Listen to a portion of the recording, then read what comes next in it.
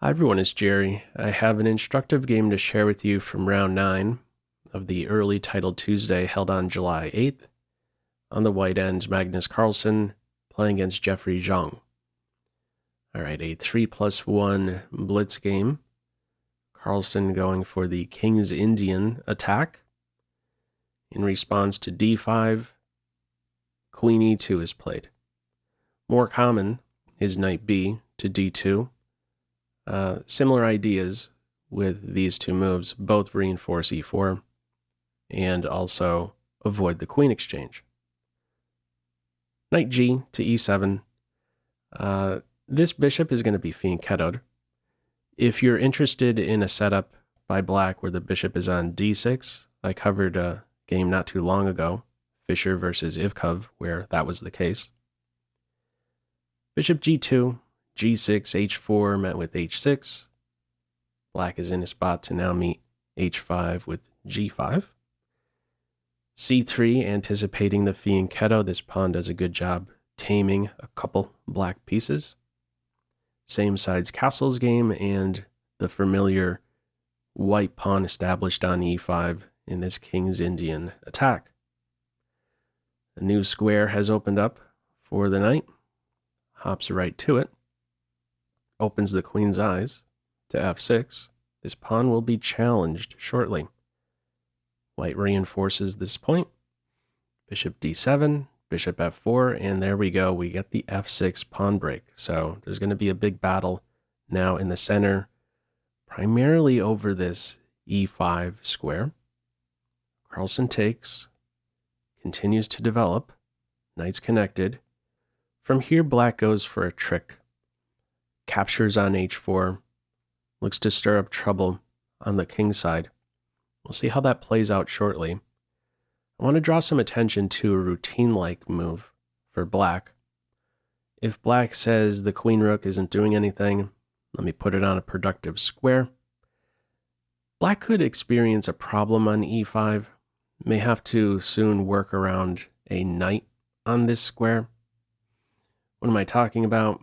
Well, this knight could hop in straight away, hits with tempo, and we could be pulled into an ending that is very comfortable for white with this pawn backward and this knight not too long off from occupying that strong post. So proceed with caution is what I'm getting at. Black goes for something energetic. We see knight captures h4. Knight captures knight. This is black's way to get the piece back based on the fork. And from here, Carlsen takes on g5. Now, another move that was almost certainly being considered is bishop d6, tracking the exchange. That's how the computer wants to play it. Why doesn't Carlsen maybe go for such a line? Maybe king safety issues, not as comfortable a position, much more dynamic position. So what might this look like? This one right here, this can be disruptive. This pawn is going to influence, we're not quite sure just yet how the tension is going to resolve here, but there's going to be a weakness one way or another with white's kingside castled structure. This is going to be influenced with this pawn on h4. Dark squares will be broken down in some way. Carlsen's approach, he makes sure these two pawns are much more stable, let's say. He goes with bishop captures on g5, pawn takes, knight falls back to f3. So this g pawn is not going to bug f2 g3 structure now.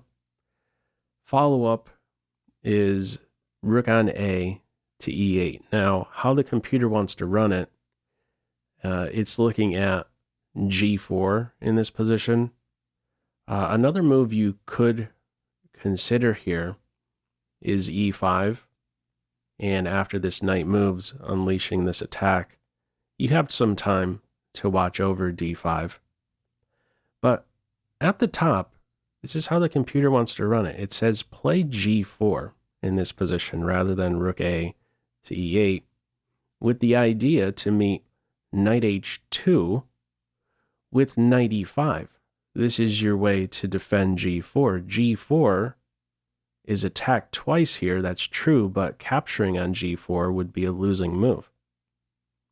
If white takes on g4, chop, chop, chop, in the end, there's not only queen captures pawn check, but also the follow-up queen captures knight. Black would be winning there. The other detail in this position is that if this knight is scared away from e5 with d4, we see a capture on d4, the knight returns to c6, and then all of a sudden there is a big target for black on d4, an isolated pawn. 3 attackers, no defenders. All right, that's how the computer wants to run it. Be invasive, in other words, with this g-pawn, and prepare to secure it with knight e5. Black's play is with rook a to e8, voluntary retreat, angling for g4, also holding up the e5 advance now. Black's central majority cannot easily start advancing. There's bishop captures d5 if e5 is played. So black goes with knight e5, knight d to f3, knights exchanged, the bishop recaptures. In the game, b5 is played. Computer suggestions, bishop c6, one of the top moves. Bishop c6 watching over d5, maybe next looking forward to e5. And also this mysterious bishop a4. So feel free to chime in if you have any idea what's going on with bishop a4. Can't make sense of that one. I can make sense of the move in the game, b5. Black's trying to break down dark squares. Have a knight pawn target a bishop pawn, maybe gain access to d4 after this pawn has been influenced. Now, very direct play now by Carlsen. Bishop h5, rook e7, knight g4. This queen barely has a square. Only one safe square, f5. Queen f3, you're asking for knight h6 check. Queen falls. Queen f5, it is. And now Carlsen plays knight e3. Computer does not like this. With knight e3, he's going hunting for the exchange, but it turns out going for this exchange is a poor idea. Here's how the computer wants to run it. It says, establish a pawn in the center right now. Play d4. And you can play d4 safely without fear of multiple captures, because in the end, knight h6 would be there with the fork. So this was the window, a window, for Carlsen to play d4, increase his control over this all-important e5 square. But his approach is with knight e3. He has a trick up his sleeve on this file, the rook, the pawn, I should say, pinned to the rook. And the rook on e7 doesn't have a square with this bishop knifing in. Black's play is queen h7. That is the top move. If queen e5 is played, this would be a window for white to now play bishop g6 and queen h5, and there starts to be these ideas, the white pieces converge there on h7.